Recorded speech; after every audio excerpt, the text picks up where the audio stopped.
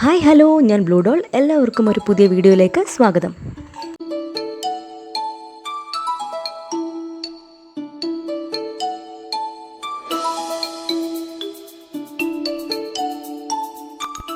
Friends, അപ്പം നമ്മൾ ഇന്നത്തെ വീഡിയോയിൽ നമ്മളൊരു ബോട്ടിലാട്ടാണ് ചെയ്യാൻ പോകുന്നത്.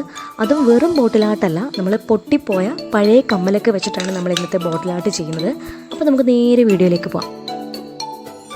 അപ്പോൾ ഇതൊക്കെ എൻ്റെ പഴയ കമ്മലിൻ്റെ കുറേ പീസസാണ്. അപ്പോൾ ഇതിലെ എല്ലാമൊന്നും ഞാൻ ഉപയോഗിക്കുന്നില്ല. നമുക്ക് അതിൽ ഒട്ടിച്ച് വെക്കാൻ പറ്റും എന്ന് തോന്നുന്ന കുറച്ച് പീസുകളാണ് ഞാൻ ഇതിൽ നിന്ന് എടുക്കാൻ പോകുന്നത്.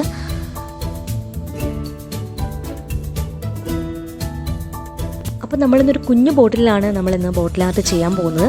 അപ്പോൾ ഞാൻ നമ്മൾ എടുത്തു വെച്ചിരിക്കുന്ന കമ്മലുകളുടെ പീസുകളെല്ലാം ഇതിലേക്ക് പശ വെച്ചിട്ട് ഒട്ടിച്ച് വെക്കാൻ പോവുകയാണ്.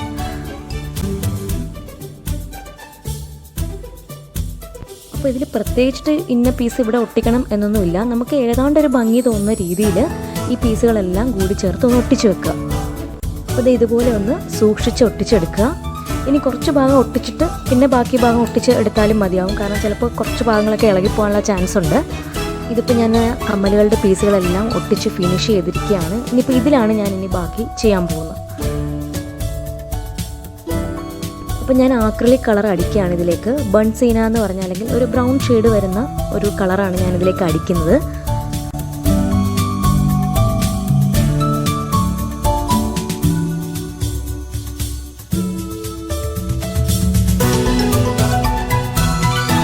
അപ്പോൾ നമ്മൾ ആ ഷെയ്ഡ് മുഴുവൻ അടിച്ച് കംപ്ലീറ്റ് ചെയ്തിരിക്കുകയാണ്. ഇനി നമുക്കിതിലേക്ക് സിൽവർ പൊടി ചെറുതായിട്ടൊന്ന് തൂത്ത് കൊടുക്കാം.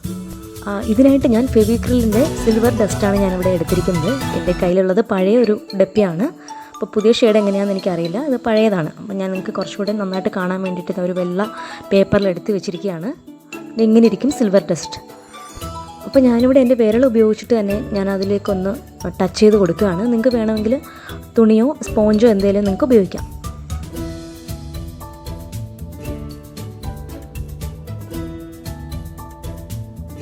അപ്പോൾ നമ്മൾ ആ സിൽവർ ഡസ്റ്റ് ഏതാണ്ട് കംപ്ലീറ്റ് ആയി കഴിഞ്ഞു. ഇനി ഞാൻ ഇതിലേക്ക് നമ്മൾ നേരത്തെ എടുത്ത ബ്രൗൺ ഷെയ്ഡിനോടൊപ്പം സിൽവർ ഡസ്റ്റ് മിക്സ് ചെയ്തിട്ട് അത് ചെറുതായിട്ടൊന്ന് റബ്ബ് ചെയ്ത് കൊടുക്കുകയാണ്.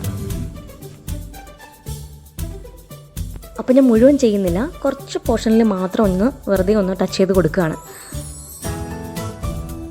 അപ്പോൾ നമ്മൾ അവിടെ ഇവിടെയൊക്കെ മാത്രമേ ടച്ച് ചെയ്തിട്ടുള്ളൂ. അപ്പോൾ നമ്മൾ അതിനുശേഷം ഫിനിഷ് ചെയ്ത് വെച്ചിരിക്കുന്ന വർക്ക് ഇങ്ങനെയാണ്.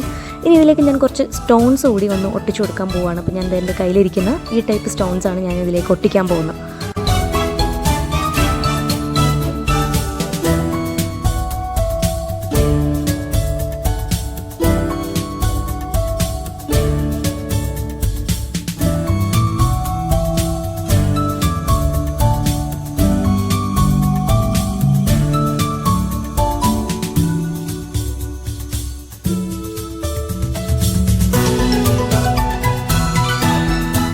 അപ്പോൾ ഞാനിവിടെ ലൈറ്റ് ബ്ലൂ സ്റ്റോൺസിനോടൊപ്പം തന്നെ കുറച്ച് ഇരുണ്ട നിറത്തിലുള്ള ബ്ലൂ സ്റ്റോൺസ് കൂടി ഞാൻ ഇതിലേക്ക് വെക്കുകയാണ്. കുറച്ച് ഭംഗി കിട്ടാൻ വേണ്ടിയിട്ടാണ് നമ്മൾ അങ്ങനെ ചെയ്യുന്നത്. അപ്പോൾ ഞാൻ ഗ്ലൂ വെച്ചിട്ട് തന്നെ അതുകൂടി ഒട്ടിച്ച് കൊടുക്കുകയാണ് ഇവിടെ.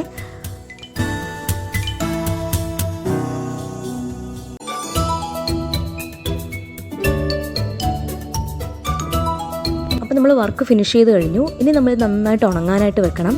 നിങ്ങൾക്ക് വേണമെങ്കിൽ സൂപ്പർ ഗ്ലൂ ഉപയോഗിക്കാം. അങ്ങനെയാണെങ്കിൽ നമുക്ക് പെട്ടെന്ന് ഉണങ്ങി കിട്ടും. അപ്പോൾ ഇതാണ് നമ്മുടെ ഫൈനൽ പ്രോഡക്റ്റ്. നമുക്കിത് ഷോക്കേസിൽ വേണമെങ്കിൽ വെക്കാം. അതല്ലാന്നുണ്ടെങ്കിൽ നമുക്കിത് ഒരു പേപ്പർ വെയിറ്റ് ആയിട്ടൊക്കെ നമുക്ക് യൂസ് ചെയ്യാം. വളരെ യുണീക്കായിരിക്കും, കാണാൻ നല്ല ഭംഗിയുണ്ടാവും.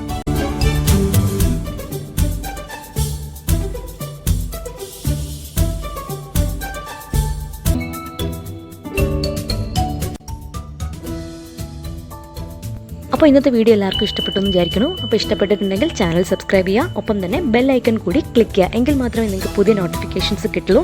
അപ്പോൾ നമുക്ക് അടുത്ത വീഡിയോയിൽ കാണാം ഫ്രണ്ട്സ്. Bye bye.